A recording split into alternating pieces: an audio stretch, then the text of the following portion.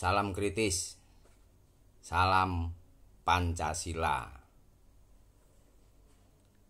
Kita sekarang mengupas tentang konstelasi atau menganalisa Capres-Cawapres 2024. Ini analisa keren pokoknya ya, Komunitas Kritis Indonesia. Saya ketua umumnya. Jadi kenapa saat ini Anies sudah menentukan dari awal ya cawapresnya adalah Caimin. Ya, mereka berpasangan. Kalau bicara tentang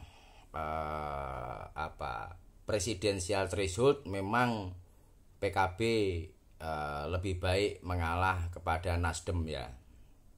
Ya, walaupun dia sebagai calon wakil presiden itu sudah bagus lah.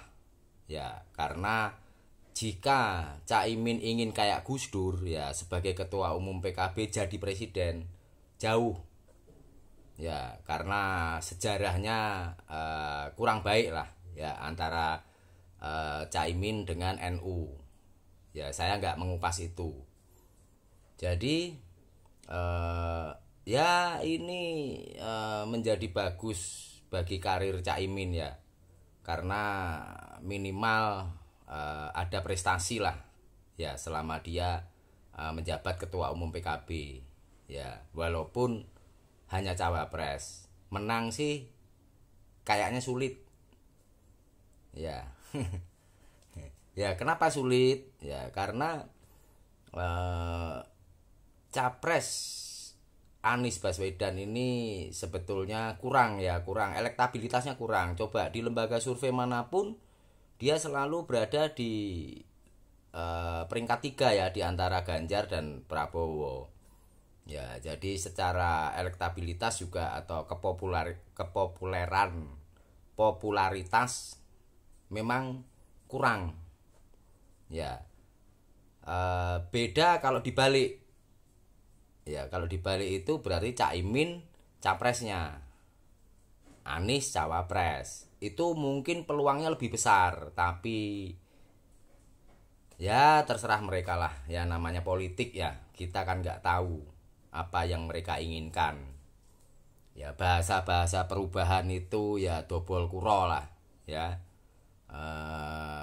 Ya, kemungkinan banyak masyarakat yang merasa itu bohong besar gitu. Kenapa? Karena semua janji-janji 5 tahunan itu selalu janji perubahan. Ya, ya mungkin saat ini beberapa persen masyarakat merasakan apa yang dijanjikan Jokowi itu mungkin setengah, mungkin seperempat, mungkin 3/4 terrealisasi. Ya, walaupun tidak semua. Nah, itu jadikan bahan para buzzer untuk menyerang Jokowi. Biasalah, tidak apa-apa itu dalam politik. Tapi masyarakat tahu, ya walaupun sedikit ada karya Jokowi.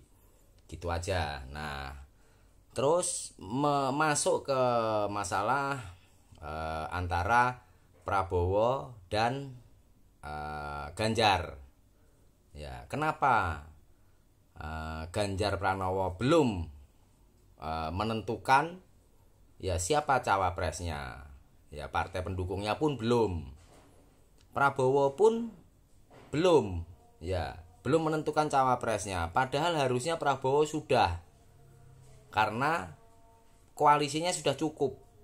Ya, misalnya Prabowo dengan AHY ya, atau Prabowo dengan Ridwan Kamil atau siapapun lah. Ya, kalau dengan Sandi kayaknya nggak mungkin, tapi kalau dengan Erick Thohir bisa jadi. Nah, seharusnya Prabowo ini sudah menentukan cawapresnya. Tapi kenapa dia belum berani menentukan cawapresnya? Karena dia menunggu Ganjar. Ya, mungkin dia menunggu dilamar ya untuk menjadi pendampingnya. Ya jinak-jinak merpati lah. Karena kalau Prabowo bertempur sendiri terlalu berat. ya suaranya kan sebagian diambil sama Anies. Ya bisa jadi nanti 3 kontestan ini bisa jadi Prabowo yang gugur. Ya periode kedua mungkin atau apa namanya finalnya mungkin antara Ganjar Pranowo dengan Anies Baswedan, bisa jadi loh. Ya, jadi makanya Prabowo berhati-hati. Ya sebetulnya kalau Prabowo itu memang ingin berprestasi dalam hidupnya, di sisa umurnya jadi cawapres saja, cawapresnya Ganjar. Udah yakin itu menang. Ya, kenapa dia masih jinak-jinak merpati? Itu nggak apa-apa sih, itu haknya dia. Ya kalau Ganjar ini ya dia santai aja, dia unggul kok, ya kan. PDIP juga bisa mengusung sendiri, apalagi didukung beberapa partai. Ya terlepas nanti PSI yang diketuai putranya Jokowi mendukung Prabowo juga tidak ngefek, nggak ngefek itu. Ya dalam kancah pertarungan politik PSI itu bayi baru lahir. Ya beda dengan partai politik yang memang sudah tua. Ya PDIP, Golkar, P3, ya itu partai-partai berpengalaman gitu. Walaupun naik turun lah. Ya namanya politik kan dinamis gitu. Jadi kita tunggu saja ya apakah Prabowo akan dilamar. Ya kalau dilamar berarti kan harus ada mas kawin. Nah itu yang ditunggu Prabowo. Tapi kalau Prabowo menyodorkan diri, ya tentunya tidak pakai mas kawin. Ya itu nanti kan kita tunggu aja. Mungkin PDIP, mungkin Mas Ganjar itu menunggu dia menyodorkan diri.